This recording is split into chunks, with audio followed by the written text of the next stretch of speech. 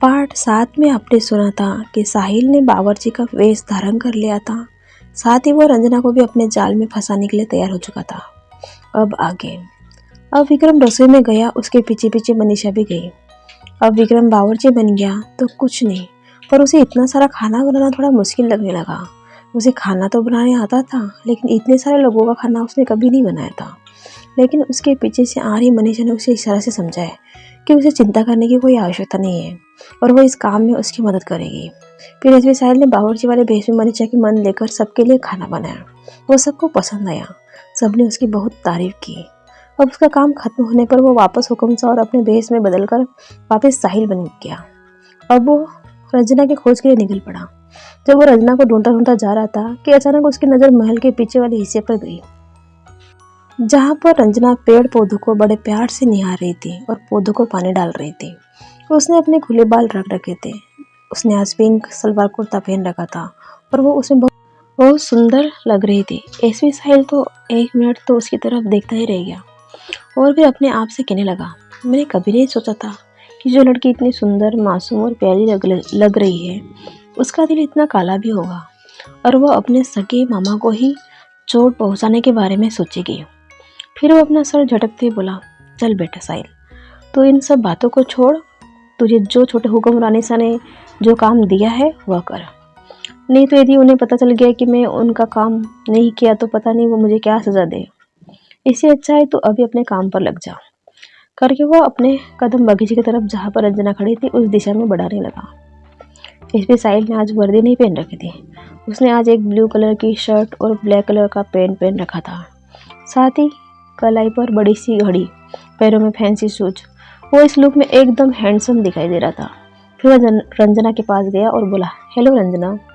रंजना ने जैसे ही उसका नाम कोई लेता हुआ और अजनबी आवाज़ सुनकर वह पीछे मुड़ी तो उसने देखा उसके पीछे एक हैंडसम लड़का खड़ा था। रंजना की एसपी साहिल से पहले कभी मुलाकात नहीं हुई थी। वो महल में बहुत बार आ चुका था, लेकिन रंजना तब कॉलेज में थी। तो वापिस से साहिल बोला, हेलो रंजना, मैं एसपी साहिल। तब रंजना घबराए हुए स्वर में बोली, एसपी साहिल, आप यहाँ? तब साहिल बोला, वो मैं ऐसे ही किसी काम से जा रहा था तो तुम मुझे इस बगीचे में दिखाई दी और मुझे ख्याल आया कि तुम जिस पौधे को पानी डाल रही थी उसी पौधे के बारे में मेरी माँ बात कर रही थी कि उन्हें भी ये पौधा चाहिए। तो मैंने सोचा क्यों ना तुम्हारी इजाज़त लेकर एक पौधा यहाँ से ले जाऊँ।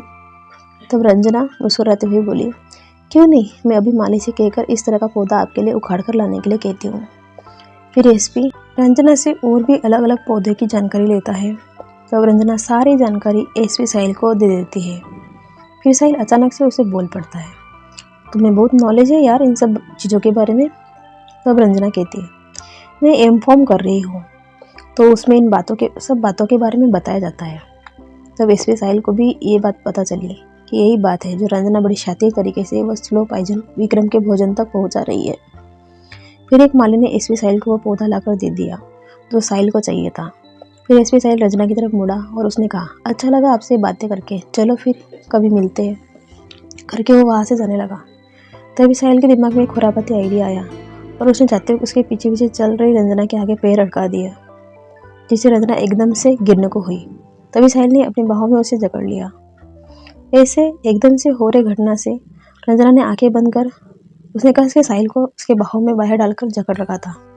रंजना के जकड़ के रखने से साहिल की पूरी बॉडी में करंट दौड़ने लगा, पर फिर भी वो अपने भावना पर काबू करके उसने रंजना को धीरे से कहा, रंजू अब छोड़ भी दो मुझे, यदि ऐसा हमें कोई देख लेगा ना तो पता नहीं क्या तूफान खड़ा हो जाएगा।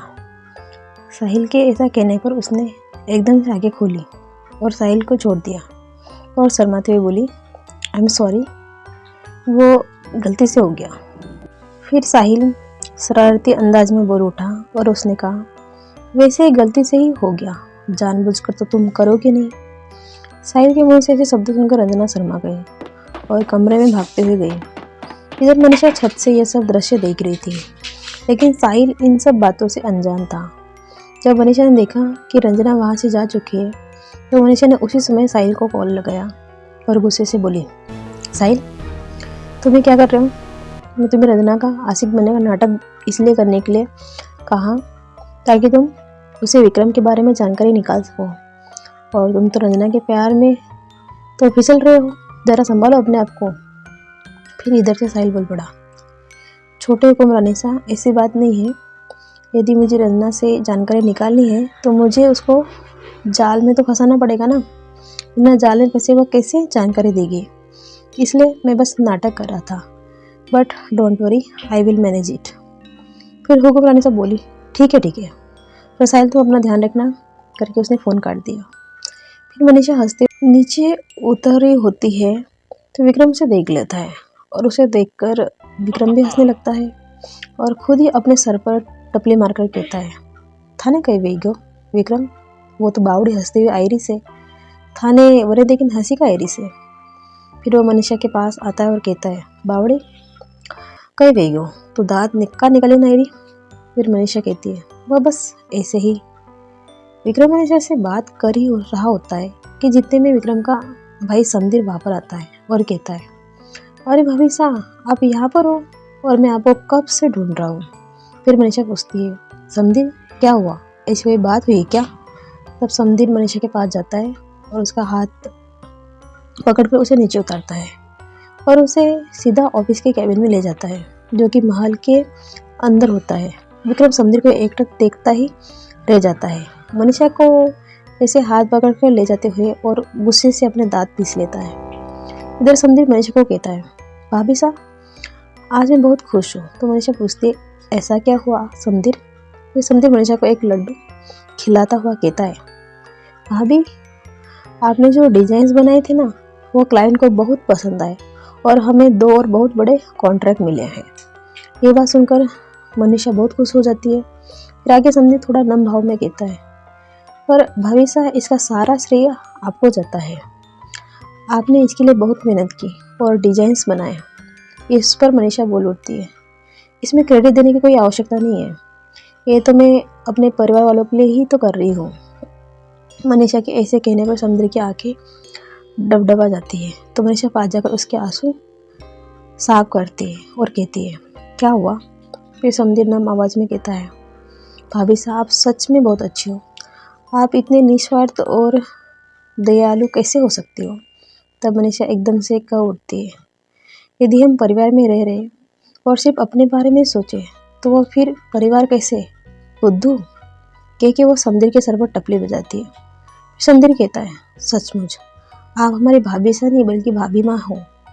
समुद्र और मनीषा बात कर ही रहे होते कि इतने में ही विक्रम तमतमाते हुए और दांत पीसते हुए वहाँ पर आता है और ना आओ देखता है ना ताओ देखता और सीधा जाकर समुद्र के गाल पर जोरदार तमाचा जड़ देता है। और उसके ऐसे तमाचा जड़ देने से मनीषा तो उसे अबाक से देखती है। फिर विक्रम गुस्से से गुर्राते हुए कहता है, तो होशियार कदी हुई हो, तुम्हारे हाँ में मारे गए ने हाथ पकड़ने लायो और थाने खबर कोई नहीं पड़ी कि वो बने बात कर रहा उससे, आइंदा ध्यान रखियो। ये बात सुनकर मनीषा को बहुत गुस्सा आया और वो विक्रम को जवाब देने के लिए उसके सामने जा ही रही थी कि समधीर ने उसका हाथ पकड़कर रोक लिया और गर्दन को नामे हिलाकर इशारा किया। फिर विक्रम वहाँ से पैर भटकता हुआ बाहर निकला। उसके वहाँ से ऐसे जाते देखकर मनीषा उसे घूरती ही रही। फिर वो समधीर को कहती है, आप इसे चुप क्यों थे? आपको ज़्यादा जोर से लगी तो नहीं? तो समधीर नामे गर्दन हिलाता है। फिर मनीषा अपने मन में सोचने लगती है, कितने डरते इस घर के लोग इस विक्रम नाम के राक्षस से। वास्तव में ये एक राक्षस है जिसे किसी की भावनाओं की कदर नहीं है।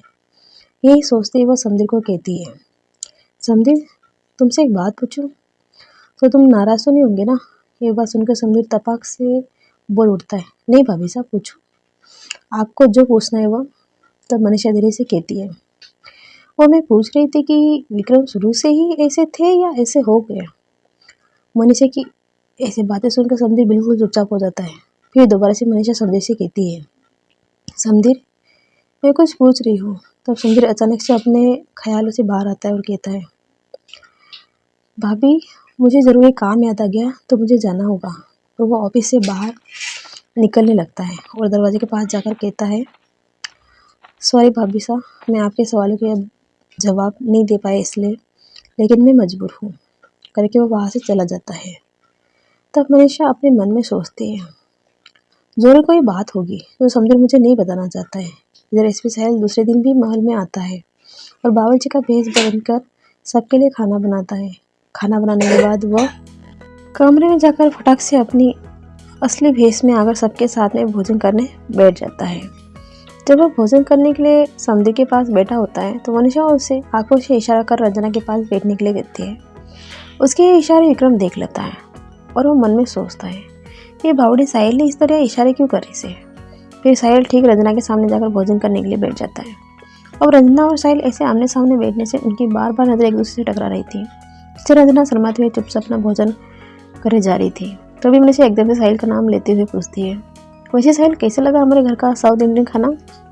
तभी साहिल मदहोश होते हुए रंजना की आंखों में देखते हुए कहता है, बहुत सुंदर। ये शब्द सुनते ही रंजना शर्मा जाती है और खाने के टेबल पर से उठकर चुपचाप दौड़ते हुए अपने कमरे में जाती है। फिर बीच में चिंकी चुप्पी तोड़ते हुए बोल पड़ती है, चाचू खाना तो स्वादिष्ट होता है, खूबसूरत थोड़ी होता है। तभी चिंकी के ऐसे कहने पर सबके दिमाग में साहिल ने अभी क्या कहा था उस बात को याद करने लग जाती है। तो साहिल एकदम से अपने सर पर टपली मारते कहता है, मेरे कहने का मतलब है बहुत स्वादिष्ट है।